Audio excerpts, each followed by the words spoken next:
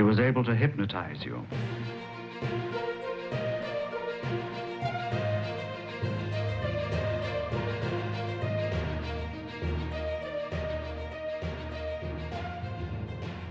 Bonsoir tout le monde, c'est le Fox Lab, le podcast des étudiants d'hier, d'aujourd'hui et de demain.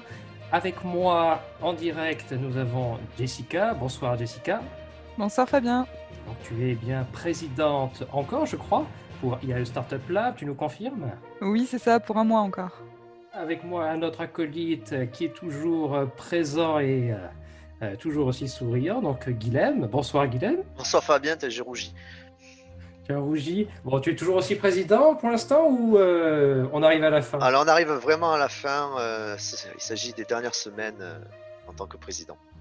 En tant que président. Bon, et puis j'espère que ce ne sera pas les dernières semaines pour notre podcast, sachant que vous avez toujours les tickets gratuits pour venir présenter. Et puis un invité surprise qui n'était pas prévu mais qu'on accueille avec plaisir, puisque ce sera peut-être le successeur et la prochaine victime de ce podcast. Donc on accueille Yvain.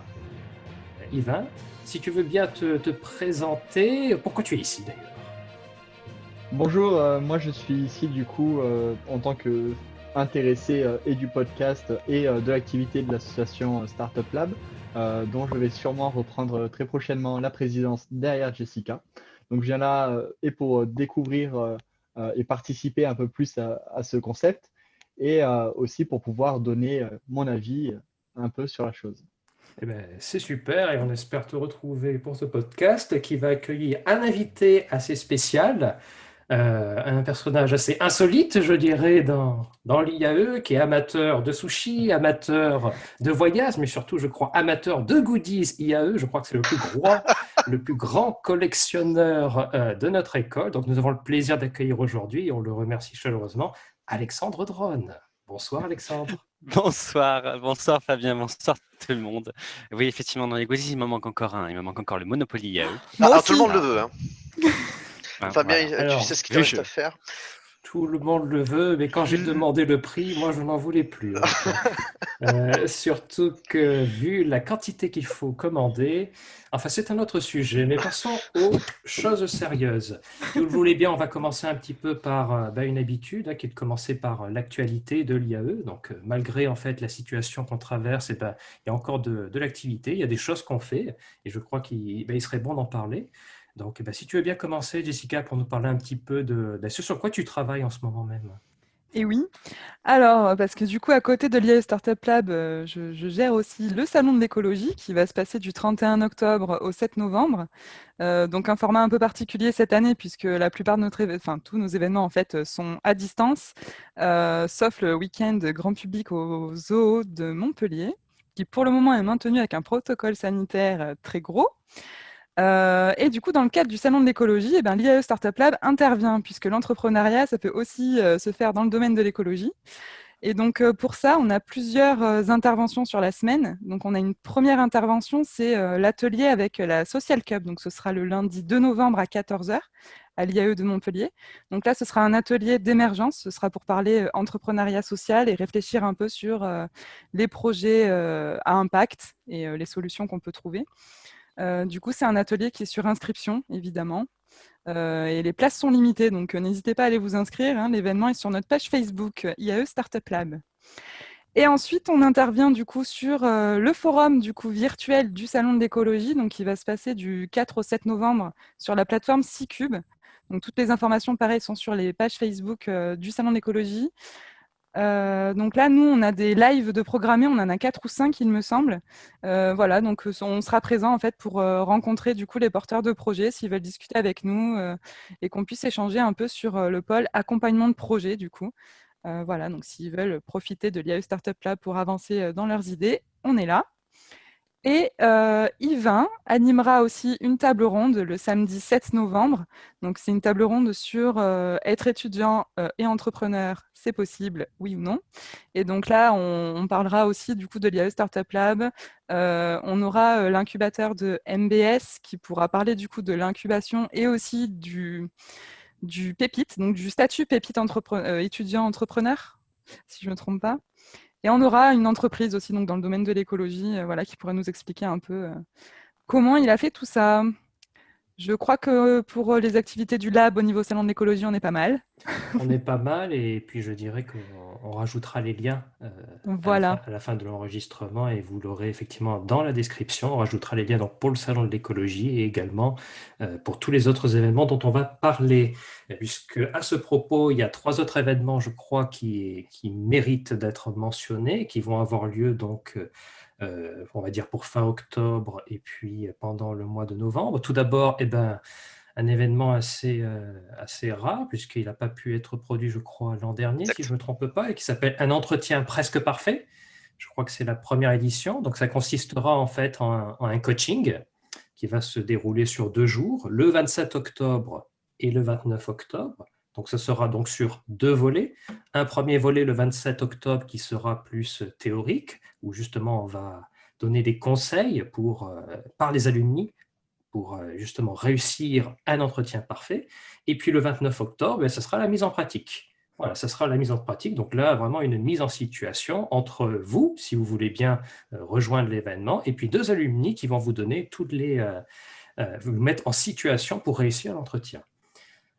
On vous mettra bien entendu les liens en description pour vous inscrire. Même chose au niveau des autres événements. Il y aura Green Punch qui aura lieu du 2 au 8 novembre. Alors, qu'est-ce que c'est Green Punch? Eh bien, Green Punch, c'est un projet qui a été lancé par un étudiant, ou plutôt un alumni de IAE-Aix Marseille, donc qui a décidé de lancer ce qu'il appelle une compétition écologique tout public. Donc, pour la résumer, c'est une compétition qui va se dérouler en une semaine où il y aura 7 défis écologiques à réaliser, 7 jours pour l'accomplir. Vous pouvez être en équipe ou vous pouvez réussir ou du moins mener tous ces défis seul.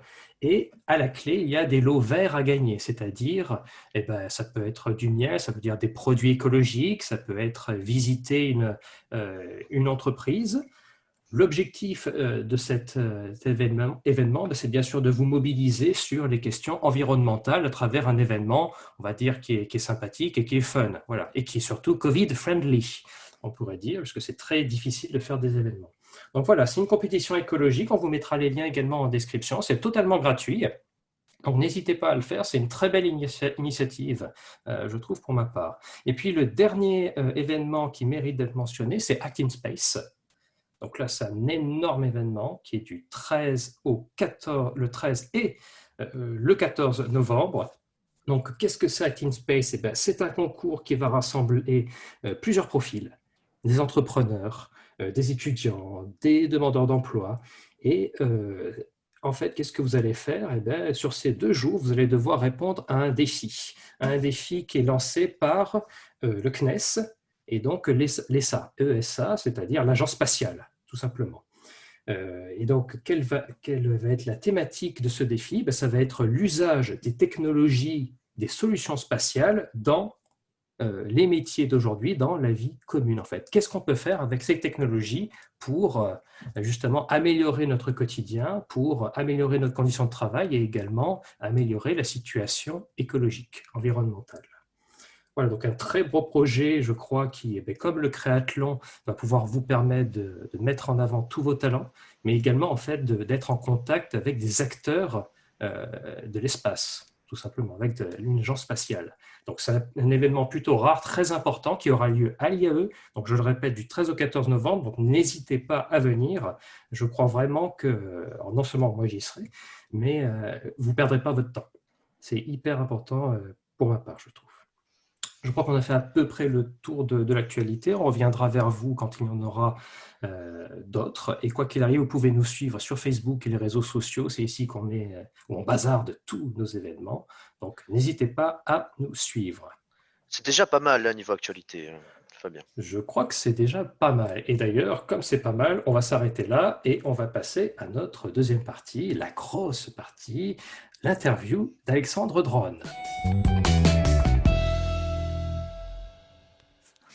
De retour sur le Fox Lab après une courte petite pause, on va rentrer dans le vif du sujet avec notre invité donc spécial aujourd'hui qui est Alexandre Drone. Et je crois qu'on va lancer les hostilités avec Jessica qui va poser quelques petites questions à notre invité. Jessica, à toi. Oui, c'est ça. Bah, alors du coup, on va commencer par ton parcours, Alexandre. Déjà, qu'est-ce que tu as fait avant l'IAE rapidement? Parce que bon, moi, on m'a parlé d'un profil aviateur. Alors, tu vois, ça nous intrigue un peu tout ça. Et du coup, pourquoi tu t'es retrouvé à l'IAE surtout?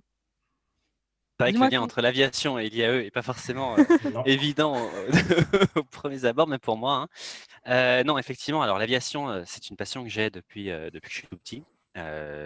Et j'ai toujours grandi dans l'idée que je deviendrais pilote de ligne plus tard, hein. C'était un peu le rêve d'enfant qui est resté à l'adolescence. Donc j'ai construit tout mon parcours autour de cette envie-là. Je suis parti donc en scientifique. À la fin de mes études, à la fin de mon lycée, je suis parti donc en prépa maths, en maths sup, maths spé où donc j'ai tenté les concours, alors j'étais trop jeune pour tenter le concours pilote, j'ai tenté le concours, contrôleur aérien, parce que c'était le seul que je pouvais passer à l'âge que j'avais. Ça a pas marché et il a fallu que je trouve quelque chose à faire d'autre. Je suis donc parti en école d'ingénieur, pendant 1 année, à Valence, une école d'ingénieur en système et réseau. Et là, je me suis rendu compte au milieu de l'année que ça ne m'allait pas du tout. C'était pas fait pour moi. Ça manquait de social, ça manquait de contact humain, quelque chose que j'affectionne assez particulièrement. Je pense que vous le savez tous déjà ici. Mais et il a fallu que je retrouve. Donc je suis rentré chez mes parents. Je suis parti travailler à la chaîne pendant 4-5 mois pour essayer de trouver ce que je voulais faire. Je me suis vraiment posé des questions et c'est extrêmement dur. Je pense que c'est le plus dur de se remettre en question à un point, de se dire mais qu'est-ce que j'aime vraiment faire? Et se dire je me suis pas trompé, mais je me suis juste en fait, il n'y a pas d'échec. Et du coup, je suis parti. J'adorais les langues étrangères, j'adorais ma foi le commerce, enfin ce que je concevais du commerce à l'époque. Et je suis donc parti en licence langue étrangère appliquée. Pendant donc j'ai fait mes 3 ans, spécialité commerce international. À la suite de quoi, j'ai voulu poursuivre dans le milieu de l'entreprise et tout en gardant une grande présence en langue étrangère, ce qui m'a amené à l'IAE Montpellier. Très bien. Et du coup, tu as suivi quelle formation à l'IAE alors? Ah, j'ai Qu'est-ce que suivi tu as la fait? meilleure de toutes. Donc j'ai fait le master, donc en français c'était IAI, en anglais ça va être IBE, donc ingénieur d'affaires à l'international, ou en anglais c'est International Business Engineering. Et c'est un cursus. Alors pourquoi lui? Parce qu'en fait, je suis donc en fin de ma licence, je suis parti en semestre d'échange à l'étranger pendant 6 mois au Canada. Et je voulais absolument, absolument garder une grosse présence de langue étrangère pour pouvoir me donner la flexibilité de travailler en France si je le souhaite, mais pouvoir également travailler à l'étranger. Alors, pas qu'une question de langue, mais c'est une question de vocabulaire également, de compréhension des mécanismes.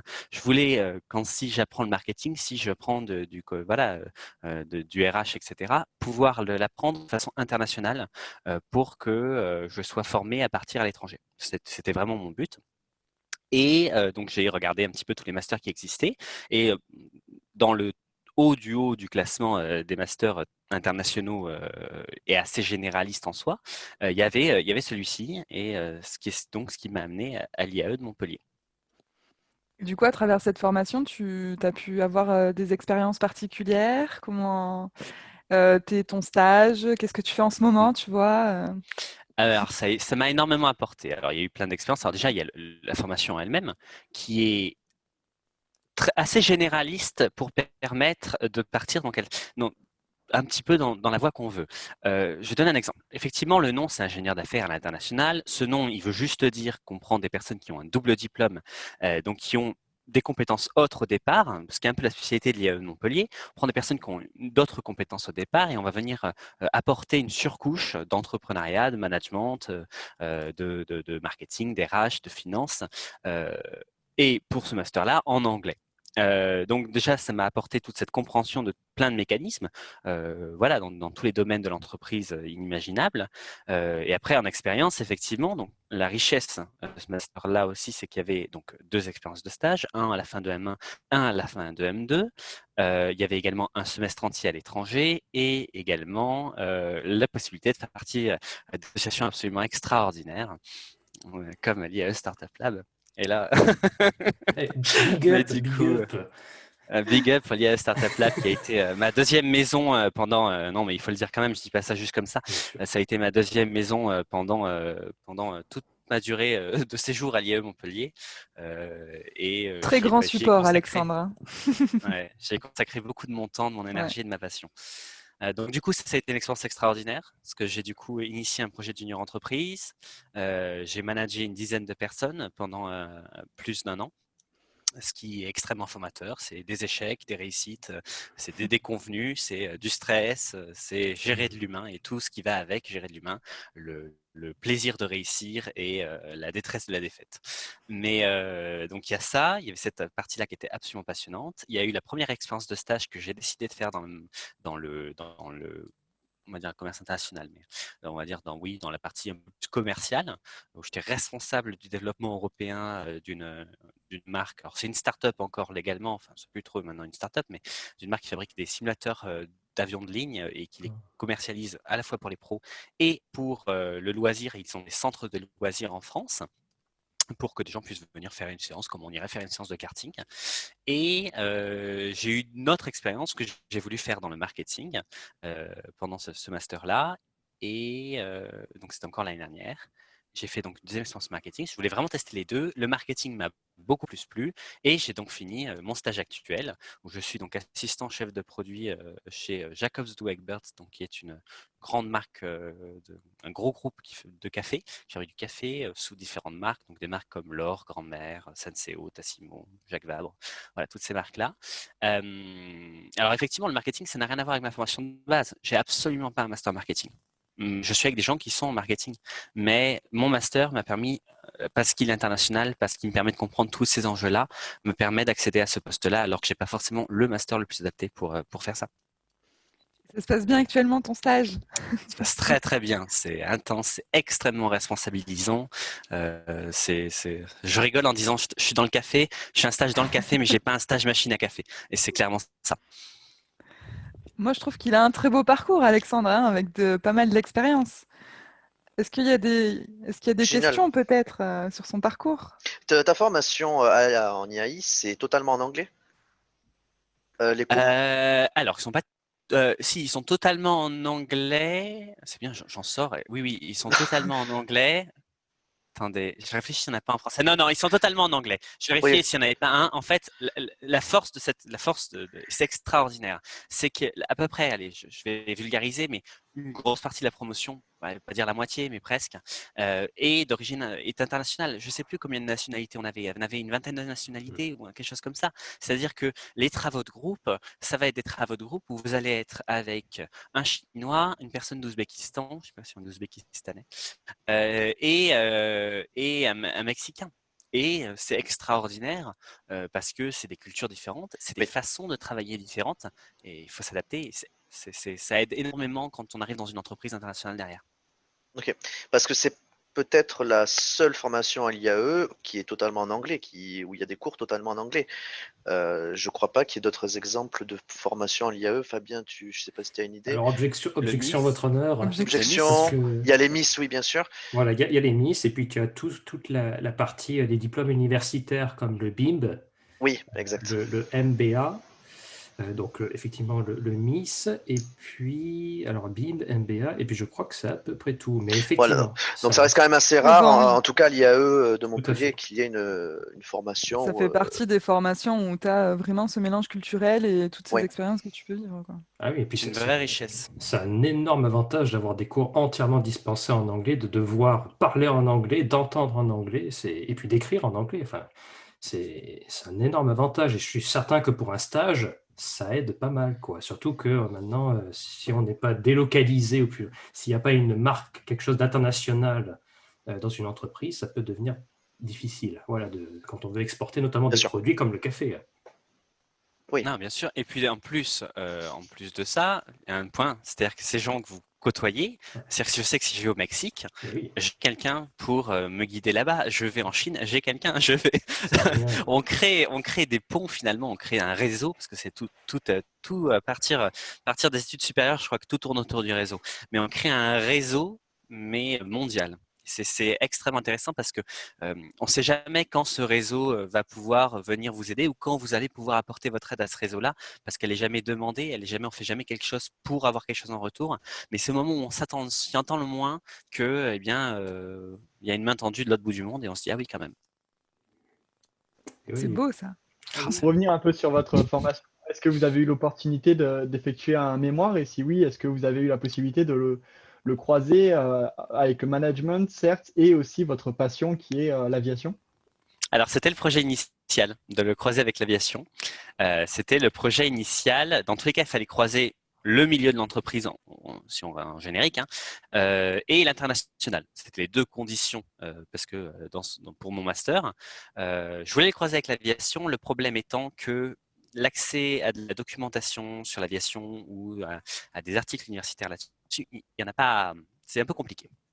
Il faut vraiment être dans le milieu, faut travailler dans une entreprise aéronautique pour avoir accès à la presse spécialisée, des choses comme ça. Et j'ai grandi dans l'agroalimentaire par le travail de mon père. Et c'est quelque chose qui m'a toujours plu, qui m'a toujours touché. Et c'est pour ça que j'ai changé mon scope et je suis passé plus d'un scope de l'aviation vers un scope agroalimentaire où, j'avais un grand intérêt, voire même plus grand intérêt que l'aviation. Et deux, j'avais une plus grande facilité d'obtenir des informations par la presse spécialisée quand j'ai fait mon stage en marketing dans une entreprise agroalimentaire l'année dernière. Et je tiens aussi à dire quand même quelque chose, c'est que si l'aviation était mon premier projet, je l'ai arrêté parce qu'en fait, il a fallu faire autre chose et l'aviation était mon plan A, mais je faisais mon plan B en premier. Et mon plan B, qui était l'IAE et toutes mes études, est devenu de très loin mon plan A et l'aviation est devenue de très loin mon plan B. Et au final, au regard de ce qui se passe en ce moment, c'était pas si mal comme ça. Vous avez vu venir le coup. C'était pas fait exprès. Mais c'est intéressant de voir l'évolution quand même. De base, tu es sur l'aviation avec un rêve de gosse, et ensuite, au final, tu pars à l'IAE de Montpellier sur une formation internationale, et au final, tu es allé un peu partout dans le monde, comme tu as dit, Simon, au Canada, et au Japon, on y reviendra juste après. Donc, c'est intéressant de voir quand même l'évolution au cours de ces dernières années, quoi. Ouais. Ah oui, si on m'avait dit Tu- il y a 10 ans, Ouais, tu voilà. vas finir dans le marketing pour une boîte de café, j'aurais dit oh. Ouais, Non. c'est qui lui? Il se prend pour qui? Mais c'est passionnant et je regrette absolument pas. Le point commun de tout ça, c'est quand même l'international et le fait que partout dans le monde, je voyageais partout dans le monde et le goût du voyage. Oui, malgré tout, quoi qu'il arrive, tu as toujours l'international, tu as toujours le goût du mouvement, puisque même là, tu entre Avignon, Paris et puis l'étranger, le fait aussi de rencontrer des collègues qui sont eux-mêmes étrangers, et puis je dirais d'avoir aussi toujours gardé un esprit ouvert et puis savoir parler plusieurs langues, comme tu l'as dit. Et puis je rappellerai autre chose, c'est que tu as aussi été ambassadeur, tu as été pour l'IAE, tu faisais partie, je crois, pour... comment c'était? C'était la journée, c'était organisé par les relations internationales chez nous. Je crois que tu avais ta petite taf. Voilà, c'était une journée internationale et je crois que voilà, tu étais ambassadeur donc pour le Japon, je crois, ce jour-là. Tout à fait. C'est une journée qui est organisée avec toutes les formations qui sont impactées par des départs à l'étranger, où tous les étudiants qui reviennent de l'étranger, en fait, on rapporte des plaquettes ou même des informations, nos photos, notre expérience. On vient avec notre expérience, nos récits, nos anecdotes, et on vient partager avec les gens. C'est-à-dire que c'est vraiment des stands où les gens vont au stand des pays qui les intéressent. Et nous, alors quand on est revenu, on était là pour les accueillir et les renseigner sur l'université, les cours, la vie sur place, etc. Parce qu'il n'y a pas mieux que quelqu'un qui en revient pour en parler au final. Et je crois d'ailleurs qu'on va tout de suite en parler, puisque ça va être le gros thème. Donc on va commencer à explorer un petit peu le Japon avec toi, Alexandre.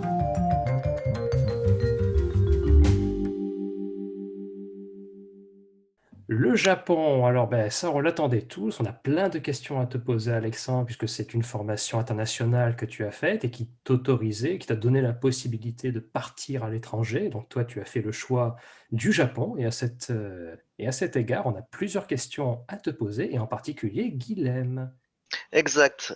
Alors Alexandre, déjà, pour savoir pourquoi le Japon, est-ce que c'était un rêve de gosse, tu avais envie de partir au Japon, est-ce que c'était une opportunité, est-ce que c'était un choix, comment ça s'est passé, pourquoi et de quelle façon tu es parti là-bas dans ce pays d'Orient? Alors, c'est pas un rêve de gosse. C'est-à-dire que quand j'étais au Japon, la majorité des gens qui partent au Japon, ce sont des gens qui sont passionnés par la culture manga, par la culture des animes. Ce sont des gens qui ont appris des bases de japonais pour le plaisir à l'adolescence parce que vraiment, ils ont grandi dans cet univers-là. Alors, moi, pas du tout. Pas du tout. C'est-à-dire que le manga, je pense que j'ai lu 2 tomes de One Piece et je pense qu'on s'est arrêté là. Les animes, j'en ai jamais vu un de ma vie. C'était pas du tout ça qui m'a drivé lorsque j'ai voulu partir au Japon. C'est qu'en fait, j'étais parti au Canada Oui. durant ma licence. Donc j'étais parti sur le continent américain, on va dire, si on généralise un petit peu. Où ça au Canada? C'était à Victoria, c'était en D'accord. Colombie-Britannique. Ok. Alors vraiment, c'est la côte ouest, la Ouais, partie anglophone, d'accord. c'est les pieds dans le Pacifique. Ok, ouais. À Donc côté de Seattle. c'était pas le Québec dans cette Du région-là, tout, c'était du vraiment tout. côté Vancouver. Ok, Ouais, côté Vancouver, exactement. C'est l'île de Vancouver, d'ailleurs, Victoria. d'accord. Donc j'étais parti, donc j'avais fait l'Amérique du Nord, j'avais fait au travers des voyages aussi aux États-Unis, je connaissais bien. J'avais pas particulièrement envie de partir dans un pays où ils parlaient espagnol. Je n'ai pas envie de parler espagnol, j'avais Ouais. vraiment soit anglais, soit vraiment dépaysé. Et je connais l'Europe, puisque j'y habite, je connais un peu les pays d'Europe, j'y ai voyagé, et je voulais vraiment. Les 2 critères, c'était être dépaysé et découvrir quelque chose. Et donc partir loin. Et être dépaysé, il fallait l'Asie. L'Asie, j'avais pas fait l'Asie. Il me manquait l'Asie dans les Au palmarès d'endroits palmarès. où j'ai Voilà. vécu. Et du coup, même voilà, pour vivre, pour découvrir comment c'est de vivre dans un pays asiatique, pas d'y aller en vacances, mais vraiment de vivre au quotidien. Et alors, pourquoi ensuite entre Japon, Corée, Chine Je pense que l'aspect gastronomique a fortement joué en la faveur du Japon. Très bien. Donc du coup, ton choix s'est porté sur le Japon. Mm. Très bien. Pourquoi est-ce que tu avais d'autres possibilités avec d'autres pays asiatiques du coup, ou toi, tu t'es dit, s'il y a un pays asiatique dans lequel je veux aller, c'est vraiment le Japon. Alors, je sais plus s'il y avait un choix avec la Corée. Je me rappelle plus. Mais dans tous les cas, en fait, j'avais décidé que ce serait le Japon. Ok. C'était vraiment mon choix numéro 1, pour plusieurs raisons. Quand j'étais au Canada, j'avais travaillé, parce qu'il y avait des étudiants de partout. Bien sûr. Et il faut savoir quand même que la côte ouest du Canada, bon, mais c'est le Pacifique, mais de l'autre côté du Pacifique, il y a le Japon. Il y avait beaucoup d'étudiants japonais qui venaient au Canada sur cette côte-là. Donc j'ai rencontré plusieurs étudiants japonais avec qui j'ai toujours de très bons contacts. Ça a vachement bien accroché. Donc vraiment, j'avais déjà une bonne indication de comment était voilà, un japonais, sa façon de fonctionner, de travailler et ce qui fait toute leur beauté, on va dire, de la personne. Et ensuite, le deuxième paramètre qui a été pris en compte pour le Japon, c'est que sans le savoir, en fait, je suis parti en vacances. Je ne savais pas que je partais encore au Japon, mais je suis parti en vacances au Japon avec ma famille avant de rentrer à l'IAE. Ouais. Je savais même pas que j'étais pris à l'IAE Montpellier encore. Et parce que j'avais quand même l'IAE Montpellier dans la top de mes listes, j'avais vu les partenariats déjà, parce que c'est quelque chose que j'avais regardé en amont avant de choisir l'IAE Montpellier. Et j'avais été visiter les universités, une des 2 universités qui étaient proposées, et j'avais rencontré d'ailleurs des professeurs qui connaissaient bien l'IAE Montpellier, etc. Et j'avais bien accroché, j'avais aimé. C'est magique, c'est magique le Japon. Quand on y goûte, c'est magique. Donc voilà, et donc le choix était fait. D'accord. Très bien. Parce que quand même, c'est une culture vraiment différente, contrairement à l'Europe, même contrairement à l'Amérique du Nord. Et toi, quand tu es arrivé là-bas, alors vu que tu y allais en vacances plus tôt, du coup, quelle était ta première impression quand tu es arrivé dans ce pays, sur cette île? La première chose qui t'a marqué. Ouais. Après, ce qui m'a marqué, alors déjà, c'est différent quand on part en vacances et quand on part pas en vacances. Parce que quand on part en vacances, là, on va dire dans le contexte de professionnel. Voilà. Oui, c'est pour ça. Mais quand on part en vacances, quand j'étais parti, j'étais avec la famille, on a des Airbnb, on est guidé, on a un plan de voyage défini. Ouais. Quand on arrive seul, déjà on y va seul. Moi, j'avais rencontré des autres étudiants dans l'avion, parce qu'on s'était organisé par avion sur le groupe d'étudiants qui partaient au Japon. Donc j'étais avec un Allemand et une Hollandaise dans l'avion où j'étais. Donc on arrive ensemble. La première chose qui marque, c'est un peu le sentiment de retour à l'enfance. Pour plusieurs points. Déjà, on arrive, tout est coloré. C'est vraiment le Japon comme on le dépeint. Rien qu'à l'aéroport, le premier truc qu'on voit, c'est un énorme stand Mario avec des figurines de Mario partout, etc. Donc c'est vrai, tout est coloré. C'est vraiment, il y a cet univers très ludique. Et surtout, moi, je parle pas japonais du tout. Moi, j'apprends l'anglais depuis que je suis tout petit. J'ai appris l'espagnol. Donc, c'est des langues que je maîtrise, particulièrement l'anglais. Et de partir dans un pays où ils sont comme nous en France, hein, ils parlent très peu l'anglais. Il ne faut pas trop Ouais. demander de l'anglais aux Japonais. Où on arrive, déjà tout est écrit dans une langue qu'on ne comprend pas et qu'on ne peut pas comprendre, parce qu'on met un Français en Espagne, il va, C'est le même qu'on ne connaît pas alphabet, la langue, c'est le même alphabet, il y a avec des quelques exceptions, ressemblances. bien sûr. Là, une langue asiatique, c'est des kanji. Un étudiant européen qui ne connaît pas du tout les langues asiatiques, ça s'appelle des hiéroglyphes. Hein. C'est-à-dire que pour rigoler, quand on arrive, les premières choses qu'on fait dans le métro, c'est on a notre plan de station, parce qu'on n'avait pas encore le Wi-Fi à l'époque, quand on est arrivé, c'est le premier truc qu'on fait, c'est on prend le téléphone où on a pris en photo la station sur le papier qu'on nous avait donné, et c'est on compare les hiéroglyphes avec le nom de la station, et on se dit, ah, ça ressemble, c'est pas mal, ça doit être ça. Et c'est de la comparaison hiéroglyphe. Et tout, en fait, ce qui est très perturbant, pas très perturbant, je dirais pas perturbant, mais ce qui est bizarre et ce qui est à la fois génial, c'est-à-dire qu'on est dépaysé, c'est qu'on est dans le métro, on est dans un lieu public, les gens parlent tous autour de nous, on n'est pas capable de comprendre la moindre chose de ce qui se dit, on est un peu comme dans une bulle invisible et on se dit, ah ouais, non, je suis vraiment, et c'est là qu'on se dit, oh, je suis vraiment au Japon. Ou dans un pays, voilà, dans un pays asiatique. Mais je pense que c'est la première chose qui marque quand on arrive à l'aéroport, quand il faut parler aux douaniers, c'est là qu'on se commence à se dire, ah, ça va être compliqué. Et tu as fait comment du coup pour communiquer au Japon? Parce que tu me dis l'anglais c'est compliqué pour eux apparemment. Donc Ouais. tu as fait comment en fait? Alors on en revient aux bases. Aux bases, voilà. C'est-à-dire la base, c'est la Langage des signes, gestuelle, voilà. le langage des signes. C'est-à-dire que ça, c'est universel. C'est-à-dire que vous voulez commander, vous allez montrer sur la carte que vous voulez, en montrant le nombre que vous en voulez. Et voilà, c'est vraiment des gestes un peu grossiers. C'est-à-dire que c'est pour deux, ça va vraiment être quelque chose de. On en revient vraiment aux bases. Et moi, j'ai l'impression de voir mes parents. J'ai des parents qui ne Aux parlent bases de pas la anglais. communication. Ouais. On est parti, je les ai déjà vus utiliser ça pour parler anglais et m'être un petit peu moqué d'eux gentiment. Ouais. Et là, je me dis, en fait, je Ouais, suis c'est dans la pareil. peau de cette personne qui ne sait pas faire. Donc, c'est ça. C'est à partir du moment où vous avez, parce que là-bas, c'est quand même extraordinaire, ils ont des pocket Wi-Fi. Donc, on se prend une toujours avec du Wi-Fi finalement. Donc, c'est avec des traducteurs. Encore que les traducteurs vocaux, non. Par contre, ça marche très très bien. Et merci Google, un gros big up pour Google Traduction qui permet de faire de la traduction. Non, mais c'était l'application de base de tout le monde, hein, Ouais. qui permet de faire de la traduction en live à partir de la caméra. Donc vous êtes devant une carte, ça vous traduit toute la carte devant les panneaux. Et ça, mon Dieu, qu'on l'a utilisé. Très bien. Alors, quand tu arrives au Japon, donc c'était d'un point de vue, on va dire, donc pour l'IAE, du coup, tu es allé dans une école au Japon. Ouais. Alors, ça s'est passé comment, du coup, t'as rentré, du coup, dans une école du Japon. Comment ça s'est passé pour toi Extraordinaire. Ouais, En fait, il y a tous les clichés qu'on connaît du Japon, plus d'autres. C'est-à-dire déjà, l'université était magnifique. Donc, c'est l'université de Kwansei Gakuin, qui est à côté d'Osaka. ok. À côté de Nishinomiya. Et du coup, c'est extraordinaire parce que du coup, là-bas, ils ont à partir pas à l'université, mais jusqu'au lycée, ils sont en uniforme. Et l'uniforme varie en fonction de l'école, si c'est une école militaire, etc. Donc, vraiment, on arrive dans des rues avec que des écoliers, avec la petite jupe pour les filles en bleu marine, avec le haut blanc. Et c'est vraiment les clichés comme on voit dans les films, comme on peut voir là-dedans. Et la rentrée, c'est exactement pareil. Donc, on a été bien pris par la main. Je pense que ça a été très, très Ouais. utile. Faut le savoir, c'est que l'université Kwansei Gakuin, c'était pas le cas avec l'autre université. Il y a deux universités, il y a Kinki, c'est Kindai University à Osaka et Kwansei qui est un peu aussi à Osaka. Il y a eu un changement de dernière minute et finalement je suis parti à Kwansei et ils nous ont pris par la main, c'est-à-dire que quand on est parti, on avait l'impression de partir en colonie de vacances. On avait un emploi du temps d'accueil où ils venaient nous chercher à l'aéroport, ils nous amenaient à un hôtel. On a été pris par la main, je pense qu'on ne pouvait pas être plus pris par la main que ça. On avait un étudiant japonais référent qui parlait un peu anglais. Ouais. Donc, on arrivait à se débrouiller.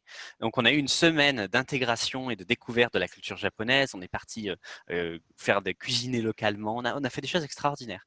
Et on a toujours un étudiant référent qui habite au Japon, soit un étudiant international longue durée, qui fait un MBA ou des choses comme ça, et qui parle à la fois le japonais et l'anglais, pour venir communiquer. Donc, on passe dans le contexte de l'université, on se débrouille comme on peut. En général, on prend des cours où ils parlent anglais. Il y a toujours, il y a un service de relations internationales. C'est des cours en anglais, t'avais pas des cours en japonais, t'en avais quelques-uns quand même? Non, alors non. Ouais, voilà, parce que Je pouvais s'il y a des problèmes de communication, c'est compliqué de. Voilà.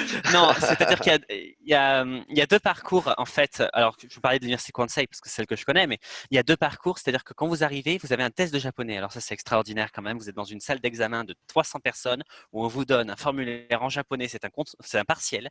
Alors, si vous aviez l'impression d'être nul à un partiel parce que vous avez révisé sans réviser, je vous assure que cette impression-là, elle est fois 10 000. On vous présente une feuille, vous n'êtes même pas capable de lire les consignes. Vous êtes là, vous êtes... Et c'est-à-dire que, bien évidemment, vous avez le droit de ne rien savoir parce que vous ne parlez pas japonais. Sauf que se lever dans une salle silencieuse où il n'y a pas une mouche qui vole, où tout le monde gratte le papier, et où il y a 300, sur les 300, on était quand même 100 à pas savoir, à rien savoir, mais on se regardait tous en se disant, est-ce qu'on se lève maintenant, est-ce qu'on se lève pas? Bon, au final, on s'est levé parce qu'on savait rien remplir. Et en fait, en fonction de ce résultat de test de japonais, ça nous met dans des cases et en fonction, ça nous permet d'accéder à certains cours ou pas. Nous, bien évidemment, c'était que des cours dispensés en anglais. Ouais. Ce qui est le cas notamment pour, en fait, dans tous les cas, l'IAE impose ça pour les cours de business, on va dire, entre guillemets. Il y a beaucoup d'étudiants, il faut se dire que la majorité des étudiants qui partent au Japon ne sont pas forcément des étudiants d'école de commerce. On n'est pas tant que ça, hein. On va être sur 100 étudiants internationaux, on va être une dizaine, une quinzaine. La majorité, ça va être des étudiants alors ça va être en design graphique. En design graphique, il y en a beaucoup. Ouais, design de jeux vidéo, etc. Il y en a beaucoup. Des étudiants en histoire, en art et des étudiants en plein d'autres choses, mais majoritairement en design de jeux vidéo, design graphique, design de films, voilà, tout ce qui va être la partie un petit peu créative pour aller venir effectivement au Japon où ils ont une patte artistique qui est quand même particulièrement marquée. Très bien. Mais du coup, non, ça se passe très bien, on est bien guidés.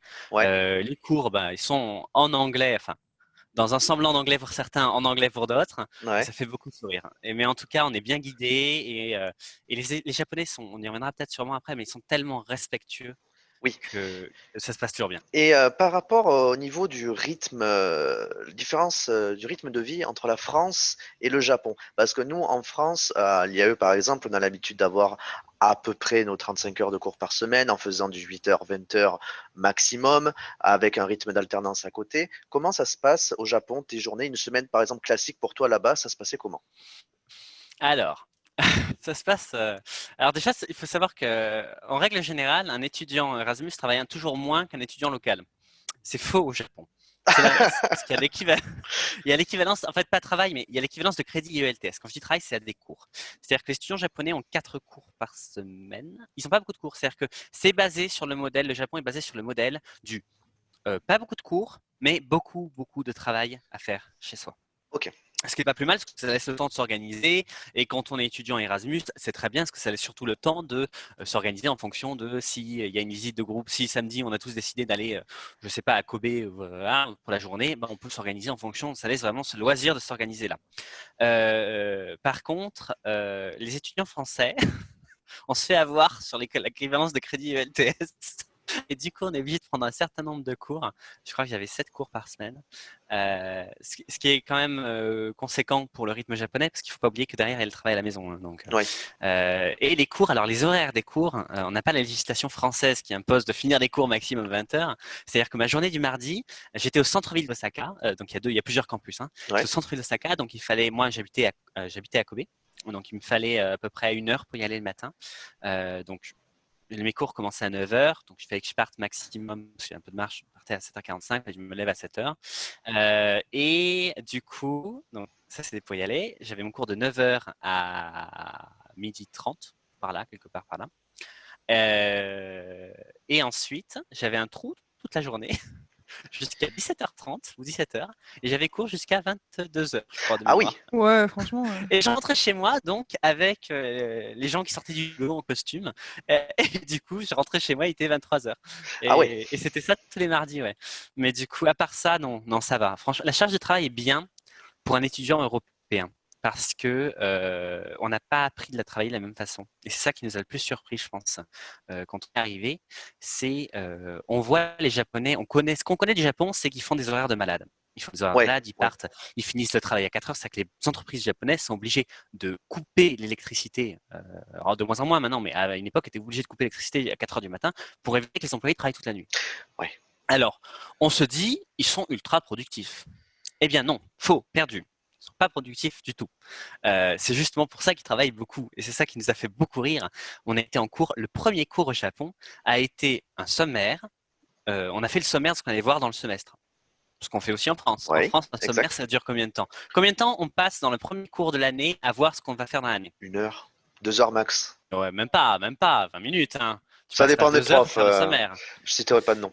Là, on a passé 2 heures, voire 3 heures à faire juste du sommaire. Que du sommaire. C'était que ça. Et dans tous les cours, et on s'est dit, ah oui. Et en fait, au partiel, on arrivait sans forcément travailler, on travaillait normalement. Hein, et on arrivait, on avait des moyennes, les étudiants internationaux, on avait une moyenne à 15,5, 16 au partiel, Ouais. alors que les étudiants japonais, qui eux avaient passé des nuits entières, parce qu'on le savait, hein, passaient des nuits entières à bûcher comme pas possible, avaient 9 de moyenne. Et on s'est dit, ah non, et en fait, on ne doit pas travailler de la même façon. On n'est pas productif de la même façon. En fait, finalement, on est beaucoup plus productif en Europe et même aux États-Unis, etc., qu'au Japon. Et c'est pour ça qu'ils travaillent beaucoup, qu'on voit souvent, vous vous promenez dans la rue, toutes les lumières sont allumées à 3 heures du matin. C'est les étudiants qui travaillent. Alors, la différence, elle est où? Elle intervient où? À quel niveau? Parce que vous êtes plus attentif en cours, vous êtes Ils sont très scolaires. très scolaire. Ils sont Ouais. très scolaires. Nous, on nous apprend attention, spécial IAE. On nous apprend à disrupter. Oh, Allez, je l'ai classé. oh là là, oh là là. Qu'est-ce que j'ai entendu? Qu'est-ce que j'ai entendu? Définition. Être IAEsien, c'est disrupter. On nous apprend à disrupter les choses, on nous apprend à réfléchir par nous-mêmes, alors qu'au Japon, c'est beaucoup plus scolaire. C'est-à-dire que c'est réglé. Il y a des règles pour tout, hein, c'est ce qui marque aussi. Il y a des règles pour absolument tout. Et quand il n'y a pas de règles, ils les inventent pour vous. C'est extraordinaire. Et ce qui fait la force du pays, et ce qui fait aussi pour une raison pour un occidental, un Européen, au bout de 6 mois, de commencer un petit peu à être exaspéré par ces règles-là. Mais en fait, je vous donne un exemple. Hein. Le métro, quand vous voulez rentrer en métro, si vous allez à Paris, c'est la loi de la jungle. Premier qui rentre a gagné. Premier qui rentre à la place. Bon, là-bas, il y a des lignes vraiment distinctes sur le bord du quai. Il n'y a pas une personne qui a un orteil ou ne serait-ce un cheveu ou ne serait-ce un poil de l'orteil qui dépasse de cette ligne. Et tant que tout le monde n'est pas sorti du métro, les gens ne vont pas broncher. Moi, une fois, alors c'est génial, parce qu'une fois, j'attendais l'arrêt de bus, il pleuvait. Je n'avais pas mon parapluie. Je me suis mis à 4-5 mètres de l'arrêt de bus, sous une sorte de petit préau. Et le bus est arrivé. Et, parce qu'ils n'osent rien dire, hein, ils me regardaient tous. Il y avait une file d'attente qui me regardait. Personne n'a osé rien me dire. Ça a duré 5 minutes avant que je lève les yeux, j'ai vu le bus. Et personne n'a vu rien dire. Et puis la dame de devant, elle me faisait le signe, c'est à vous. Parce qu'en fait, elles avaient compris que j'étais là pour le bus, mais comme j'avais une place avant eux, ils n'allaient surtout pas monter avant moi parce que j'étais arrivé avant eux. Alors, je n'étais pas du tout dans la file. Et le bus attendait sans rien dire non plus. C'est extraordinaire. C'est extraordinaire. Ça, c'est exceptionnel, ça. Et c'est tellement réglé qu'il n'y a pas une minute de retard dans le métro ou dans le train.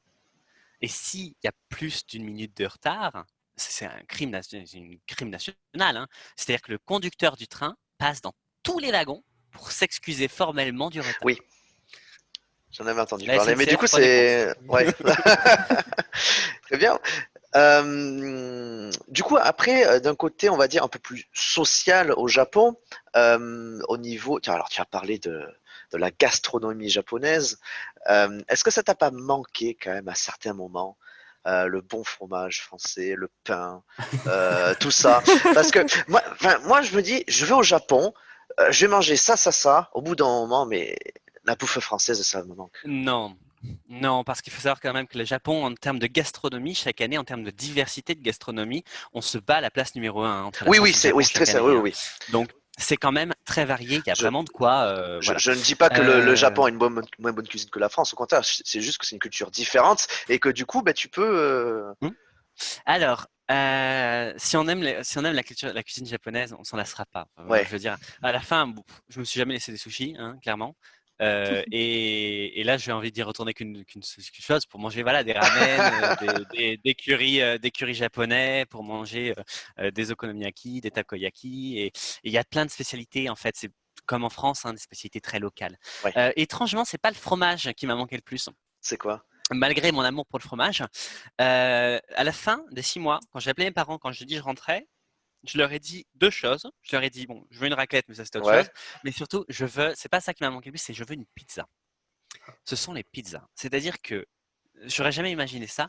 Nous, allez, quand on a un truc à fêter un petit peu, qu'est-ce qu'on va faire? On va commander sushi. Parce qu'en France, c'est relativement onéreux de manger des sushis. Surtout si on va en manger pour plusieurs, etc. Donc on commande sushi, on commande Jap, etc. Bon, là-bas, c'est la pizza. Une pizza Domino's Pizza, c'est pas une blague, hein, de la taille d'une assiette, ça se joue entre 25 et 30 euros. Waouh! Oh, punaise. putain. Ah Je ouais, réfléchis c'est sûr. beaucoup à Faut la être pizza. sûr de ta J'ai pizza, tenu là, hein. pendant 6 mois. Et surtout qu'elles sont petites parce que les portions sont petites, hein. Les Japonais ne mangent pas beaucoup, hein. Les Japonais mangent des portions qui sont pas grandes. Et parce qu'en fait, ils mangent tout le temps un bol de riz avec. C'est pas une blague, hein. Quoi qu'ils fassent, ils ont toujours un bol de riz avec. D'ailleurs, c'est un crime de ne pas finir son bol de riz. Un jour, j'ai eu le malheur de ne pas finir mon bol de riz. Je m'en suis souvenu. Et du coup, ouais, non, il faut s'en souvenir. Et du coup, la pizza, c'était la chose qui me manquait le plus de la France. Bon, après, maintenant, ça me manque vite, hein, les sushis. Hein. Là, les Ouais. sushis, les ramen et toute la nourriture là-bas. En fait, elle est très saine, c'est-à-dire qu'elle est très différente. Nous, on a beaucoup de plats en sauce dans la culture française. Oui. Hein. Si on prend vraiment le bœuf bourguignon, juste qu'on a dans. C'est bien, ça. On aime bien la culture française. Mais voilà, on a beaucoup de plats en sauce. On a le coq au vin, la sauce Saint-Émilion. Voilà. Eux, non, c'est des produits quand même majoritairement sans sauce. C'est souvent d'ailleurs dans un bouillon, hein, les ramen, Oui. c'est des bouillons, ou alors c'est sans sauce. Hein. C'est beaucoup frit par contre. Alors, les deux points clés de la gastronomie japonaise, c'est le frit et le poulet. Ouais. Hors poisson, hors sushi, hors riz, hors Oui, thon, oui, hein. oui. Le poulet frit, ils adorent ça. C'est-à-dire que vous avez des petites supérettes 7-Eleven qui sont ouvertes, et ça c'est extraordinaire. 24 heures sur 24, 7 jours sur 7. C'est Combini. Elles sont ouvertes avec quelqu'un dedans. Vous avez faim, ce qui m'arrivait à 3 heures du matin. Et j'étais à côté d'une. Il y en a tous les 100 mètres. J'avais faim, je sortais de chez moi, j'allais me chercher une brochette de poulet. Bon, pas bon pour le régime, mais bon pour l'estomac. Non, c'est extraordinaire, extraordinaire. Il vous manque du rouleau de papier toilette à 4 heures du mat? No problème. Vous avez des panaches tout le temps. Non, C'est non, incroyable. extraordinaire. C'est incroyable. Mais mis à part effectivement les virées nocturnes au niveau de l'école, est-ce que tu as réussi à créer un peu de lien avec les Japonais? C'est compliqué. C'est plus compliqué que de partir quand on part au Canada, etc.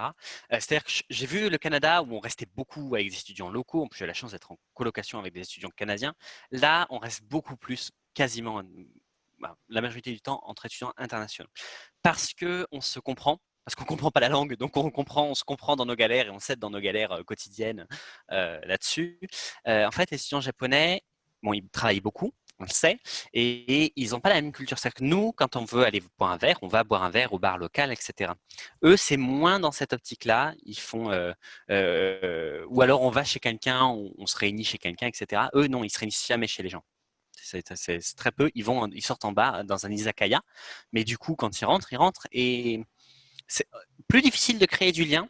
Je pense qu'il faut il faut se forcer à apprendre un petit peu de japonais pour créer du lien un peu plus, parce que en fait, moi j'ai pu créer du lien qu'avec des étudiants japonais qui parlaient anglais. Il faut aller dans les cours qui sont qu'en anglais. Il y en a pas 10 000, hein,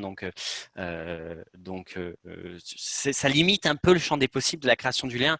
Après, le fait de traîner avec des étudiants internationaux qui, eux, parlent japonais et qui, eux, ont créé du lien, ça permet, en fait, finalement, d'être intégré dans des groupes, etc. Et dans tous les cas, de faire des choses extrêmement intéressantes.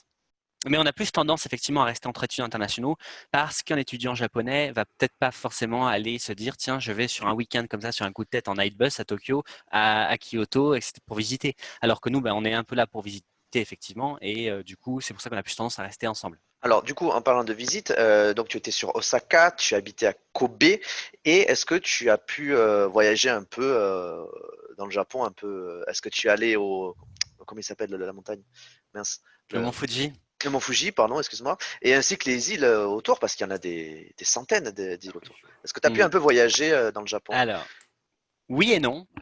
J'aurais dû voyager beaucoup plus que ce que j'ai fait, mais en fait, j'ai pris des cours qui demandaient beaucoup d'investissement personnel hors des cours. Je rigolais, mais au bout d'un mois, mon constat, c'est que j'ai vu ma chambre. Hein. Bon, voilà, j'avais beaucoup de travail. Après, j'ai pu me libérer du temps, effectivement. J'ai pu aller à Tokyo, j'ai pu aller à Kyoto. Le Mont Fuji, pour le voir, c'est un peu comme le Golden Gate Bridge. Il faut être très chanceux. Il ne faut pas qu'il y ait de nuages. Ouais. Et la meilleure période pour le voir, c'est le printemps. Et c'est pas nous, on est parti juste avant. Hein. Nous, on y était. Moi, je suis arrivé le 9 septembre et je suis reparti le 5 février. Donc. Ouais. Et Okinawa, je devais y aller. Et juste avant de réserver les billets d'avion, on a eu un léger, j'ai eu un léger doute. Et bien fait, c'était donc en septembre et on a eu 3 magnifiques typhons qui nous sont passés vraiment très proches et qui ont frappé Okinawa par contre. Et du coup, j'ai pas pu y aller parce que c'était le moment où j'avais prévu d'y aller et malheureusement, c'était le mois des typhons. prennent très au sérieux du coup les catastrophes naturelles là-bas au Japon parce qu'il y a beaucoup de problèmes et Hmm. t'as pas On a- vécu de Non, étrangement, pendant que j'y étais, il y a eu un tremblement de terre en France et moi, j'ai même pas eu un ah seul bah, tremblement de terre au Japon. l'ironie du sort. Ouais, mais par contre, non, ils prennent très au sérieux, c'est-à-dire qu'on a eu plusieurs cours, on a eu des séances de préparation au Ouais, tremblement de terre, au tsunami, au typhon. Ils prennent ça extrêmement au sérieux. Parce qu'en fait, le Japon, petite île, c'est la seule île où il peut y avoir en même temps un typhon, un tremblement de terre, un tsunami, une éruption volcanique. Donc non, très très compliqué. Ils prennent ça extrêmement au sérieux. C'est-à-dire quand il y a le typhon, quand il y avait le typhon, on faisait pas les malins non plus. Pourtant, on était que sur les bords du typhon, hein, mais non, non, ouais. ils prennent ça extrêmement au sérieux. Et il y a des vestiges partout, hein, des tremblements de terre de 2011, du tremblement de terre de Kobe. Il en reste partout des vestiges. Hein, donc, Très bien. Bon, pour rebondir sur une note un peu plus joyeuse, est-ce que tu aurais un conseil du coup pour les futurs étudiants potentiels de l'IAE qui souhaiteraient aller au Japon ou même des personnes qui souhaitent faire un voyage, à partir en vacances au Japon? Est-ce que tu as des conseils à donner? surtout, en fait, de pas avoir. Il faut se dire que. Je sais qu'il y a plein d'étudiants, je le sais quand on en parlait justement en conférence, il y a plein d'étudiants qui disent oui, mais ils ont peur du dépaysement en Ouais, quelque sorte. ouais. C'est très éloigné, la culture, Est-ce qu'il tout faut est avoir différent. peur du coup de ce changement de culture? Non, non, parce que les étudiants sont ultra respectueux. Les Japonais sont très respectueux, trop respectueux même. C'est-à-dire qu'ils vous diront jamais non, ils ne jugent jamais. Alors, ils jugent peut-être dans leur tête, mais ils ne le montrent pas, ni ils le disent pas. Ils sont très respectueux et surtout il y a une sécurité. Ça, notamment, je dis ça pour dans le contexte actuel, pour les gens qui se sentiraient un petit peu pas en sécurité forcément partout. Il y a une sécurité mais monstrueuse. Moi, j'ai le malheur de dire. Après, je reviens sur là que si un jour ils ont eu une attaque terroriste, ils seront pas du tout préparés parce qu'ils ont une confiance en l'autre qui est aveugle et une sécurité, c'est-à-dire que j'allais au Starbucks, j'allais au McDo, j'allais aux toilettes ou j'allais changer de bâtiment ou j'allais rejoindre un ami à la gare qui était à 10 minutes à marche, je laissais sur la table ouvert, déverrouillé, mon MacBook, mon téléphone, mon Ah ouais. portefeuille, hein, et je revenais 1 heure plus tard. Ah oui, d'accord. Et Ah oui, c'était tu dans n'as la pas rue. de. Ouais. J'ai des amis qui ont perdu leur portefeuille ou leur téléphone dans le métro.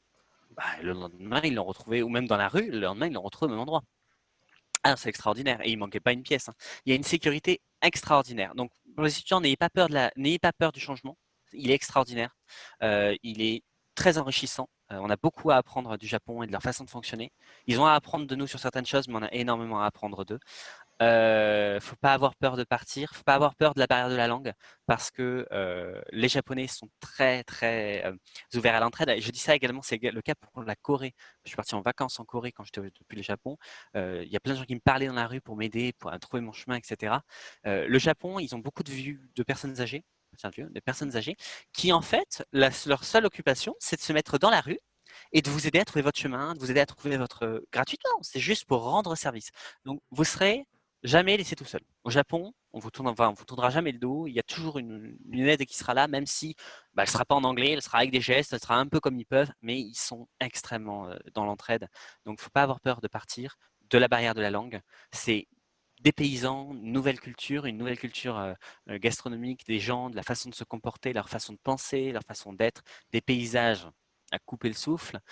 C'est un pays merveilleux qui associe, qui a su garder, qui a su se moderniser au possible, hein, quand vous voyez les centres-villes de Tokyo, des choses comme ça, mais en gardant les traditions. C'est-à-dire qu'au milieu de ces tours, vous avez un tout petit temple, et c'est extraordinaire parce qu'ils attachent une place à leurs traditions et à toute cette partie religieuse qui est extraordinaire. Le nombre de temples et qu'il y a, c'est extraordinaire. Ils sont tous les uns plus beaux que les autres. Et donc à voir, on s'en lasse pas. C'est impossible de se lasser visuellement du Japon. Ok. Et est-ce que, si tu en avais eu l'opportunité, est-ce que tu serais resté? Non. C'était la question piège.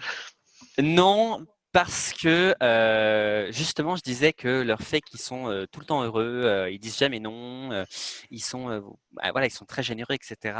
Au bout de 5-6 mois, moi j'en suis venu à me demander si c'était pas finalement un peu faux. En fait, ça l'est pas, mais on en vient à se demander. En fait, je disais en rigolant, les Français râleurs me manquent. C'est-à-dire que quand quelque chose ne va pas, j'ai eu un cas à la fin où quelque chose n'allait pas, où j'avais préparé un colis qui valait à peu près 150-200 euros à envoyer pour la France, et pour une raison inconnue, ils m'ont rejeté l'envoi du colis. Donc, j'ai pas pu l'envoyer. Donc, je me suis retrouvé à la veille du départ avec toutes ces marchandises que je ne pouvais pas prendre, qu'il a fallu que je donne dans la rue. Moi, j'avais perdu mon argent, hein, clairement. Et la seule chose qu'ils ont trouvé à me dire, c'est arigatou gozaimasu. Donc, c'est-à-dire merci beaucoup. Non, pas merci beaucoup dans ces cas-là. Il faut arrêter de suivre. En fait, c'est un petit peu scripté. C'est suivre le script. Ouais. Quand le client s'apprête à partir, dire merci. Non, il faut s'adapter à la situation. C'est comme Et tu j'ai as envie dit, de dire, c'était mais très quand il y scolaire. a un problème, dites-le moi. Ouais, ouais. Et alors, une expérience, je veux dire 99%, ça a été du positif. Bien évidemment, comme dans toute expérience, il y a aussi un peu de négatif. Et j'ai vécu quelque chose que je ne pensais jamais vivre au Japon. J'ai vécu du racisme. Alors, en tant que homme blanc, voilà, on n'est jamais de. Alors, c'est comme ça, hein, c'est la société, malheureusement, hein, mais on n'a jamais de ce côté-là. Et je l'ai vécu au Japon, parce que finalement, j'étais un peu l'intrus au Japon. C'est-à-dire qu'ils n'ont jamais eu d'immigration, donc ils sont persuadés qu'un étranger, c'est soit un touriste, soit quelqu'un qui est venu pour leur appliquer un job, ou leur Ah, femme. ouais. Et par conséquent, quand ils commencent à vous voir à 6 heures du matin dans le métro, ils commencent à se dire, alors ça ne concerne pas les jeunes, hein, ce que je vais dire, hein, ni même les adultes de 40 ans, etc. Mais les personnes âgées, qui elles sont dans une autre ère, où il n'y avait pas cette mondialisation, où il n'y avait pas cette immigration, il n'y avait pas ce tourisme aussi, où ils sont habitués à voir que des Japonais, parce que finalement c'est ça, ils vivent dans une communauté, hein, c'est la communauté japonaise, et ils importent, mais après, voilà, ils n'ont pas besoin d'aide extérieure pour le travail. Eh bien, on s'asseyait à côté, et la personne allait changer de place, et s'asseoir en face de nous, et ensuite nous regarder en nous souriant. C'est là, j'ai envie de dire, s'il y a un problème, on s'explique, tu me dis les choses, parlons, mais pas juste un sourire. Et voilà, c'est-à-dire qu'il y a une peur et un rejet du conflit qui, au bout d'un moment, on a juste envie en fait de le provoquer, ce conflit, pour voir s'ils savent encore réagir. Très bien. Ok. Mais au final, après, c'est un avantage. Hein, c'est-à-dire que dans le métro, nous, on allait directement s'asseoir à côté des personnes âgées, avec une chance sur deux qu'elles se lèvent. Et donc, on avait plus de place. Vous avez plus de place, ouais. C'est une bonne stratégie aussi. Donc c'est Voilà. peut-être Mais ça. après, Vas-y, c'est vas-y. le seul négatif, hein. C'est-à-dire que tout le reste, là on a parlé du négatif parce que voilà, mais c'est absolument un pays. Cette expérience, elle est merveilleuse. Ouais. C'est le petit grain de sable, mais à part ça, vous êtes sur un océan de merveilles, quoi. Ok. Et si t'as un truc qui t'a le Mm. plus plu au Japon, je te laisse réfléchir. Hein, Si tu as juste une chose, l'expérience. L'expérience. C'est pas une chose, mais l'expérience, les gens. L'expérience, les gens, j'ai toujours été bien accueilli, quoi que je fasse. Des fois, on n'a pas les manières correctes parce ils ont des us et des coutumes. Hein. Alors qu'on ne plante jamais les baguettes droites dans le bol de riz, choses comme ça. Il y a plein de choses qu'on ne sait pas et qui pourraient énormément offusquer une personne locale. Et ils sont très, très, très patients. Ils nous expliquent. Et puis, vraiment, ils sont très tolérants. C'est-à-dire qu'il y a des choses qu'on fait qui n'étaient pas autorisées. Et on l'a su après, on l'a su quelques mois plus tard. Et on faisait des trucs qui étaient absolument pas autorisés dans la culture Ouais. japonaise. Et ils n'ont jamais rien dit parce qu'ils sont très respectueux. Le respect, donc les choses qui m'ont plu, l'expérience, le respect, les gens et la sécurité. Les choses qui m'ont moins plu, justement, peut-être trop de politesse. Ouais. J'aurais aimé que des fois ils sont un peu moins polis. Ouais. D'accord. Et pour revenir sur ce dont vous parlez tout à l'heure, tu nous as dit que justement, ils ne voulaient pas le conflit, il y avait vraiment un évitement de tout ça. Et est-ce que tu penses que c'était par respect, justement, qu'ils ne vous disaient rien quand vous enfreigniez à certaines règles ou codes ou coutumes, ou est-ce que c'était par évitement du conflit, tout simplement? Je pense qu'à ce moment-là, ce qui rentre le plus en ligne de compte, c'est leur éducation et le respect qu'ils ont. D'accord. C'est par respect, je pense que c'est plus ça. C'est surtout leur éducation, ils ont été éduqués comme ça dans la tolérance, etc. Et en fait, c'est vraiment, c'est marrant parce que c'est un petit peu des dessins animés des fois. C'est stéréotypé au possible. C'est-à-dire que, imaginez, vous rentrez, je sais pas, au Carrefour Contact local. Et vous entrez dans le magasin, il n'y a personne à la caisse parce que le vendeur s'occupe du rayon qui est tout au fond. Quelle va être sa réaction? Rien, il va dire bonjour, il va attendre que vous arriviez à la caisse pour venir éventuellement vous faire payer. Hein. Au Japon, à partir du moment où je rentrais, ce soit la nuit parce que du coup il faisait stock, à partir du moment où je rentrais dans la supérette, il était au fond du magasin et d'un coup on les voyait courir, tracer, je les voyais courir, tracer, sauter par-dessus le truc parce que du moment où je rentrais au moment où je partais, il fallait qu'il soit à sa caisse parce que il est inconcevable dans la culture japonaise qu'un client attende. Le client ne peut pas attendre parce que c'est tout, voilà, c'est dans le respect. S'il attend, mon Dieu, je lui manque de respect, etc. Et du coup, il était là derrière son comptoir à attendre que j'arrive avec mes. Pourtant, des fois, ça me prenait 3 heures de faire mes courses. Ils sont rapides, les Japonais. Oui, mais après, il regrettait parce qu'il savait pas que moi je suis lent à faire mes courses. Mais, mais du coup, et il était là et il avait du boulot. Il pouvait mettre en rayon pendant ce temps. Non, il fallait qu'il soit derrière son comptoir comme ça. À partir du moment où je suis prêt, il est là à m'accueillir avec son sourire, etc. Donc non, je pense plus que c'est orienté vers le respect parce qu'ils ont, c'est le service à l'autre, c'est extraordinaire. Ça reste le pays du service, en dépit Ah oui. de certains nationalismes et effectivement, comme tu le disais, d'un certain racisme, ça reste le pays du service, surtout quand on est touriste. C'est encore mieux que quand on vient effectivement juste pour travailler. Même, hein. Et voilà, à ce propos, toi, Jessica, est-ce que tu avais une question à poser? Parce que tu n'as pas trop entendu. Est-ce que Ah par non, rapport moi à cette j'écoute expérience au là. Japon, c'est tellement Bah intéressant. oui, c'est C'est pas quelque chose passionnant. qu'on vit tout. Je regarde les billets d'avion pour Tokyo. C'est ça. Alors, petite information aux auditeurs. Pour redorer un petit peu le tourisme, parce que le Japon est une île, hein, donc ils dépendent beaucoup du tourisme pour fonctionner. Le gouvernement japonais est en négociation, alors où ça en est, j'en sais rien. Ils l'ont déjà fait, donc ça peut se faire, de prendre en charge la moitié des frais de voyage des touristes, donc c'est avion et hébergement, pour aider le tourisme à rebondir après sur tous les événements Ah ouais. où il y a eu la fameuse crise au début du coronavirus de racisme anti-asiatique avec toute la crise du coronavirus, etc. L'année prochaine, il est possible que, peut-être quand cette crise horrible sera surveiller. terminée, qu'il y ait des bons Alors, plans. oui. Pour le coup, Je garde une note. Merci pour ouais, l'information. c'est ça. Bon, ben, tout est bon dans le Japon. Il va falloir prévoir des voyages et demander à l'IAE de nous aider. Ouais, Donc, un petit et en voyage particulier, De scolaire. donner des subventions. donner des Hein. subventions aux associations pour organiser un voyage au Ouais, Japon. Donc, je crois que c'est une mission dont pourra s'occuper Yvain, puisque c'est Voilà. lui qui va récupérer le bébé.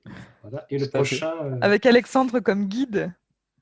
Ah, avec plaisir, ouais, moi je repars quand vous voulez. c'est notre Là, ambassadeur. ça fait 5 mois, je suis rentré. 1 mois, 2 mois, j'ai eu 1 mois, 2 mois où j'étais content de la France. Au bout de 2 mois, et ça fait maintenant un bout de temps que ça réaugmente. J'ai une nostalgie du Japon. J'ai plus qu'une envie, c'est de repartir. Bon, et puis puisque tu parles de repartir, on s'approche doucement un petit peu de la fin, puisque je crois qu'on pourrait continuer comme ça très longtemps, parce que c'est Toute tellement, la nuit, oui. c'est tellement passionnant. Mais voilà, ben, c'est comme ça. Après nous, vous savez qu'il y a l'extinction des feux à 9 heures, et on se rapproche des 9 heures, donc essayons de respecter les consignes gouvernementales.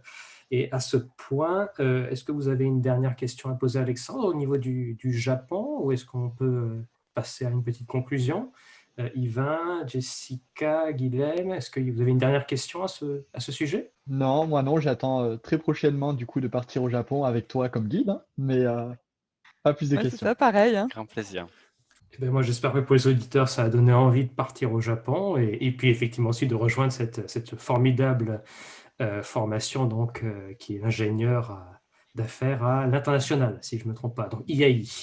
IAI, ingénieur d'affaires internationales, et pour les anglophones ou ceux qui tomberaient sur la version anglaise, c'est IBE pour International Business Engineering. Eh bien, c'est super. Eh bien, écoutez, sans transition, on va passer à la dernière partie.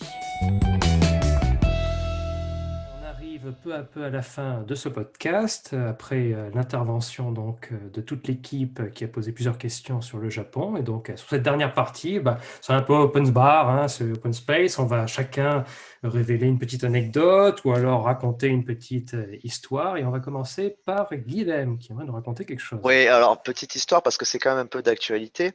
Il s'agit de la Coupe de France des IAE. Alors vous en avez peut-être entendu parler si vous êtes ancien, si vous êtes diplômé ou même si vous êtes actuellement en cours à l'IAE. La Coupe de France des IAE, c'est un week-end qui a lieu une fois par an et qui regroupe tous les IAE de France. Donc actuellement, il y en a 37, si je dis pas de bêtises. Il y en a un qui s'est rajouté cette année, je crois que c'est Angers. En comptant la Réunion, en comptant la Corse, ça, je crois qu'il y a 37 IAE. Je crois. Je suis pas sûr, je vais me faire engueuler par Madame Lugos. Non. Voilà. Et le but, en fait, de ce week-end, c'est un week-end sportif basé sur 4 sports. Le foot, le volley, le basket et le hand, ainsi qu'un concours de pom-pom girl et un concours de mascotte. Et c'est un week-end incroyable parce qu'il y a différents IAE de France. Il y en a 35. Il y a Brest, il y a Nice, il y a Strasbourg, il y a Bayonne, il y a Montpellier. Et c'était un week-end incroyable. Cette année, en 2020, il n'a pas eu lieu. il a eu lieu en 2019, c'était à Nice, en 2018 à Rouen. Et pour la nouvelle année 2021, ça aura lieu à Annecy et à Chamonix. Donc, c'est IAE Savoie Mont-Blanc. Et ce sera un week-end exceptionnel.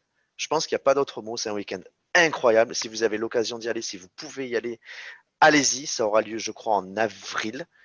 Les dates vont bientôt être communiquées. Et si Les conditions. les conditions nous le permettent, ce sera directement là-bas. Et vivez-le. Enfin, si vous avez l'occasion, allez-y parce que c'est vraiment quelque chose d'extraordinaire, d'incroyable et d'exceptionnel. J'ai pas d'autres mots. Voilà. Il n'y a pas de mots assez forts pour dire à quel point c'est un événement, peut-être le plus grand événement IAE, tout IAE confondu. Eh bien, on remercie Monsieur le Président donc, Voilà. du BDE. On va passer par la présidente et le futur également, qui auront peut-être quelque chose à nous raconter. Bah, nous, on va rester dans l'esprit IAE un peu. Moi, j'ai une petite histoire avec Alexandre, du coup. C'était pour le challenge inter-IAE, donc pendant le confinement. Donc, pour vous dire à quel point je pense qu'on se sentait un peu seul, on a tout donné dans le challenge inter-IAE. Mais alors, vraiment tout, hein, on était à fond. Et pour le concours de like, on s'appelait, mais des fois, on restait 1 heure au téléphone. Hein, et on s'appelait, on attendait en fait que ce soit l'heure de la fin pour être sûr qu'on ait bien gagné le concours de like, tu vois. Alexandre, tu peux Ah, je confirme, à ce moment-là, je ne sais plus à quel moment, j'étais en voiture, je Oui, conduisais. c'est ça. Et Fallait que j'actualise. on était au téléphone, donc elle actualisait parce que je ne pouvais pas le faire. Donc elle était au téléphone, elle me tenait au courant, mais c'était vraiment toutes les 5 secondes du nombre de likes qu'on avait. Dès qu'on en gagnait un, c'était un petit peu comme un but de l'OM C'est face au PSG. Et voilà, et alors à la fin, je pense que, je sais pas, je pense que si les gens m'ont vu crier, ils n'avaient pas le son, et Ça. c'était un éclatement Je de pense joie. que hors contexte, on aurait pu nous prendre pour des fous, mais complets, quoi, parce que c'était C'était n'importe les quoi. huitièmes de finale Ah contre, oui, non, mais- contre Paris, c'est ça? C'était contre Paris? Ouais, je crois que c'était ça le Complètement. plus fou. Ouais, ouais. C'était contre Paris, ouais. Parce qu'on on avait quand même ce gros challenge. Le challenge était organisé On par était en Paris. pression. Donc, Ouais. gagner contre Paris était quand même quelque chose d'assez Et significatif. c'est là que le réseau d'Alex, tu vois, nous a servi, parce qu'alors il allait chercher à l'international, hein, on les a chopés, les Je me Erasmus. rappelle. les Alors, machins. on peut remercier les Japonais. Voilà. Parce que les Japonais Merci, sont le Japon. impliqués dans les likes. Donc, le Japon a liké et a soutenu. Alors, il fallait expliquer qu'il fallait cliquer sur le like et sur le machin. Alors, des fois, on a eu des réponses qui n'étaient pas les bonnes, mais majoritairement, Mais on a réussi. on a réussi. On a quand même fini 3e sur le podium au final de ce challenge, beau. donc franchement, C'est beau, on a ouais. fait un bon score. Ce qui est beau. Ouais. Oui, je crois que c'est la Réunion en plus qui avait gagné. Ouais, mais la Oui. Réunion, ils étaient vraiment trop forts. La Réunion, ils ont Ils sont un sortis atout. de nulle part. Ils ont tout. La Réunion, ils ont un atout. Ils ont un Mais directeur Nil. extraordinaire. Et ouais. Ils ont un directeur extraordinaire et puis ils ont un exotisme que malheureusement même Montpellier n'a pas face à la Réunion. Alors, mais la vidéo du directeur, Ouais. Ah oui, c'est incroyable. ouais. c'est incroyable. Ouais, on s'attendait pas à ça. Hein. Ils sont super. C'est Ouais, la ils sont super. voiture, Big up, le Ah oui. voyage, est décontracté et puis toujours très sérieux quoi qu'il arrive. C'est génial. Nous, on a Big up à essayé de à faire la un Réunion, truc ouais. quand même un peu, tu vois. Oui. Ah, mais aussi. Mais alors lui, il est parti. Lui, En tout c'était cas- visite touristique. Ah ouais, à fond. Moi, j'ai pas pensé à faire la visite touristique de Montpellier, tu vois. Mais enfin, félicitations à tous les IAE, c'était vraiment Ouais, fun c'était en top. tout cas ce challenge. À tous les IAE qui ont participé, c'était bon enfant, il n'y a pas eu de tension. C'est ça. Voilà, c'est vraiment bon enfant et c'est juste pour le fun. Non, c'était passionnant d'appeler Jessica Voilà, bon toutes les 2 minutes. Bon, tu as peut-être quelque chose aussi à rajouter, Yvan Oui. Alors moi, je vais pas parler en tant que membre de l'association Startup Lab. Là, je vais plutôt parler à titre personnel, raconter une petite histoire et dire un grand merci à Alexandre parce que la première fois que j'ai rencontré cette personne, c'est tout simplement sur un stand de l'IAE à l'IUT de Montpellier. Donc j'étais en informatique, j'étais un peu perdu parce que j'étais en grand manque de sociabilisation, enfin de travail avec des relations sociales, donc le commerce, l'échange, le management. Et c'est lui qui m'a présenté cette porte qui était l'IAE et qui m'a présenté aussi le lab, donc le lab que je vais probablement mener tout à l'heure. Je m'avance un peu, donc je vais probablement mener à terme. Et du coup, un grand merci à toi qui m'a bien présenté cette magnifique opportunité et tout ce que ça a impliqué. Bah, grand merci à toi d'être venu. C'est que ça a marché. Non, mais c'est bien, c'est le bon choix. Donc, moi, je vais raconter juste une anecdote personnelle, c'est qu'on a essayé de faire redoubler Alexandre, mais on n'a pas réussi. Ah, ben voilà. Ah, Non, Voilà. On n'a ils pas ont voulu. Hein. réussi. On n'a pas réussi cette année parce qu'effectivement, il a toujours beaucoup aidé l'IAE. Et exactement comme en parlait Yvain, hein, il nous a aidés sur les salons, il nous a aidés dans les forums, il nous a aidés par sa simple présence, de toute manière, puisqu'il est très connu par l'administration, il est connu vraiment de tout le monde. Chaque fois qu'il va à l'IAE, c'est. Ah ben on l'entend, C'est notre on sait qu'il mascotte. est C'est. là. Voilà, ouais. On sait qu'il est là, donc voilà, on n'a pas réussi cette année à le faire redoubler. Donc voilà, c'est pas que c'est dommage, nous on est plutôt contents, et je crois qu'il est content, lui en particulier, parce qu'il va pouvoir maintenant décoller de ses propres ailes. Et justement, j'ai une petite question, on va dire, pour conclure. Est-ce que toi, tu as des projets après le stage, hormis les vacances, bien sûr, parce qu'il faut bien se reposer. Bon, les vacances, c'est un peu compromis. Hein. Mais il y a Noël, il y a Noël. Actuel, ce sera à Fontenay-sous-Bois les vacances. Hein. Non, est-ce qu'il y a des projets de retrouver du travail parce que la situation en ce moment c'est pas le plus évident. Donc c'est retrouver du travail, continuer de faire ce que j'aime, continuer de voyager dans le monde entier. C'est-à-dire que j'ai encore pas plus tard que ce midi, j'étais avec ma mère, on discutait des endroits où on voulait aller et on s'est rendu compte qu'on avait une bucket list de destinations qui est assez immense.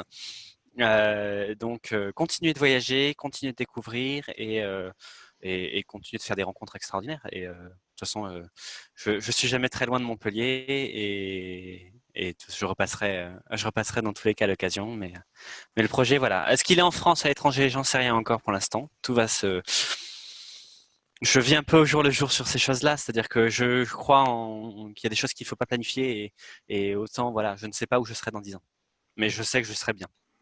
Très belle parole. Et où est-ce qu'on peut te retrouver, notamment sur la toile, s'il y a quelqu'un qui a des questions à te poser, je ne sais pas moi. Sur tous réseaux sociaux qui existent. Je suis quelqu'un de très connecté. J'ai tout le temps mon téléphone. Alors, c'est principalement pour tout ce qui va être pro sur LinkedIn avec mon nom. Hein, donc, du coup, s'il y a les vidéos, On ça mettra devrait les être liens. marqué sur Zoom. Voilà. Donc, du coup, sur LinkedIn, sur Facebook où je réponds également très vite et sur Instagram, ça va être les 3 principaux où je vais être. Et un jour, je vous donnerai mon Twitch, mais pas pour l'instant, Fabien. Il n'est pas prêt. Eh bien, écoute, merci beaucoup, Alexandre. On va conclure cet épisode. Merci. On va répéter à nouveau, comme pour les Japonais, les remerciements. Donc, remerciements effectivement aux associations qui sont encore là. On s'approche du couvre-feu peu à peu, là. Mais voilà, pour vous dire qu'elles sont présentes, hein, alors qu'elles pourraient faire bien autre chose. Mais elles sont toujours à nos côtés pour nous aider. Et également Yvain, donc, qui a participé aujourd'hui à ce podcast et qu'on espère effectivement peut-être retrouver par la suite, de la même manière que Guilhem et Jessica, qui eux par contre vont aller maintenant sur le chemin du travail. Même chose, je remercie énormément Alexandre Drone qui nous a donné un petit peu de son temps pour nous raconter des trucs extraordinaires, des grandes choses. Je crois que tout le monde a pu se faire plaisir en l'écoutant et on espère que les auditeurs auront pu avoir le même plaisir que nous-mêmes. Et puis, pour le prochain podcast, il y en aura bien sûr un nouveau, si du moins on arrive à le faire avec les conditions qui sont celles-ci. Mais normalement, ça devrait aller. Si jamais ça vous a plu, ce podcast, n'hésitez pas à nous le dire. On mettra les liens en dessous pas de la vidéo, mais plutôt de l'enregistrement sonore. Vous pouvez nous contacter effectivement par adresse mail. Vous pouvez nous suivre sur les réseaux sociaux. N'hésitez pas à nous dire ce que vous en avez pensé, à liker, ou peut-être même l'inverse, à nous dire ce qu'on peut faire peut-être de mieux. Mais dans tous les cas, voilà, on se dit à la prochaine avec un nouvel invité et de nouveaux talents. Voilà, merci pour tout. Bonne soirée. Ciao, ciao. Merci, bye. Ciao.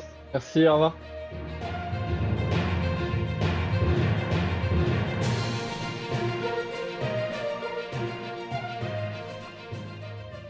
Research has proven that some people have the ability to see into the future.